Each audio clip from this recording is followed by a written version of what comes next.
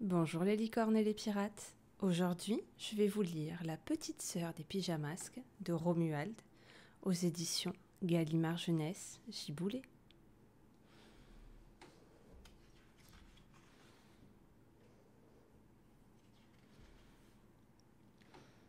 C'est la nuit, la ville s'endort.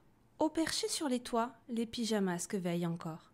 Tandis qu'ils sont là à rêver sous la lune, ils assistent soudainement à une scène peu commune. Une immense horde de cigognes survole silencieusement la ville. Plume au vent, bec en avant. Allons chercher les enfants, murmurent les gracieux volatiles. Les pyjamasques sont enchantés par ce spectacle. D'où viennent-elles? Où vont-elles? Et surtout, que font-elles? Se demandent les trois héros. Bibou a déjà sa petite idée et s'envole pour rejoindre le groupe de cigognes. En secret, elle voudrait un petit frère ou une petite sœur, mais elle n'ose pas le demander à ses parents. Peut-être pourra-t-elle leur amener un bébé avec l'aide de ces grands oiseaux blancs. Bibou vole très haut, de plus en plus haut, mais elle ne voit pas les cigognes. Le vent rugit de plus en plus fort, ça devient bigrement dangereux. Soudain, notre héroïne est soufflée par le passage d'un avion. La voilà qui tombe. Heureusement, une paire de pattes la rattrape et l'aide à se rétablir. Bibou se retrouve au milieu d'une véritable maternité volante. « Alors, ma petite, ne devrais-tu pas être au lit à cette heure-ci » lui demande une des cigognes. « Que viens-tu faire si haut dans la tempête ?»« Je voudrais avoir une petite sœur ou un petit frère, mais je ne sais pas comment faire. Pour ça, je ne peux pas t'aider. Nous autres cigognes sommes responsables de la livraison, pas de la fabrication, répond l'oiseau. Suis-nous, on va te reconduire chez toi. Pendant ce temps, échouée sur un pic de montagne, une plantation de choux carnivores s'agite.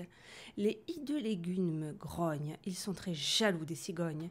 C'est injuste, c'est nous les choux qui devrions livrer les nourrissons, pas ces sales oiseaux pleins de plumes. Mais personne ne nous fait confiance. Tout ça parce qu'il arrive qu'on perde un bébé sur le trajet ou qu'on en mange un sans faire exprès.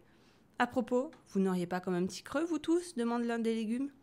Un bébé à manger, réclament alors les autres. À cet appel, l'ogre chou, un terrible chou volant, se dresse de toutes ses feuilles, et tous se mettent à acclamer leur champion.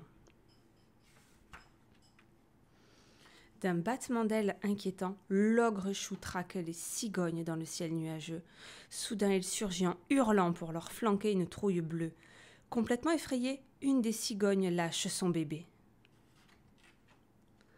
L'ogre chou pique alors vers le bas pour récupérer sa proie. Mais Bibou est plus rapide et sauve le bébé avant que le monstre n'ait pu l'attraper. « Va-t'en, espèce de grosse salade, il n'y a rien pour toi ici !» L'ogre chou est vert de colère. « Puisque c'est comme ça, je vous ramène toutes les deux au peuple du chou et par la peau du cou. Je serai doublement récompensée, » dit la créature en poursuivant les enfants. Depuis les toits, Yo-Yo et Glu-Glu ont assisté à la scène. Guidés par les cigognes, ils reviennent aider Bibou. « Ça y est, le monstre est en vue, dit Glu-Glu. Prêt pour le grand saut, s'écrie Yo-Yo. « Largage de pyjamasques !» crient les cigognes. Les deux valeureux héros ne reculent devant rien pour sauver le bébé et leur ami.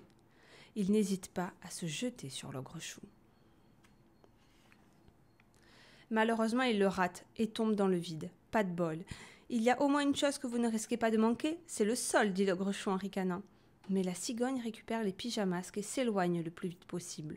Au lieu de faire le malin, fais plutôt attention à ne pas rater ton avion, crie-t-elle au monstre. Mon avion? Quel avion? Demande l'ogre chou. Celui de l'Alsace Airlines. Plaf! Quelle baffe! L'ogre chou est emporté au loin par un énorme quadrimoteur qui revenait de l'équateur. Même dans le ciel, il vaut mieux regarder avant de traverser. Bibou peut enfin rendre le bout de chou sain et sauf à la cigogne. Merci pour tout, ma petite. Maintenant, il est temps que j'aille livrer cet enfant à ses parents. Voyons si je me souviens de l'adresse. Quartier Nord, 3 rue du Sel à Bretzel. C'est bien ça, dit-elle en s'envolant. Bibou fait soudain une drôle de tête en entendant l'adresse. 3 rue du Sel à Bretzel? Ça alors? Mais c'est chez moi, s'écrie-t-elle. Incroyable, c'est ta propre petite sœur que tu viens de sauver, comprend Yo-Yo. Un grand bravo. Va vite mettre un sucre à ta fenêtre. Bibou est tellement heureuse. Vous m'avez aidé à la sauver, alors c'est un peu votre petite sœur à vous aussi.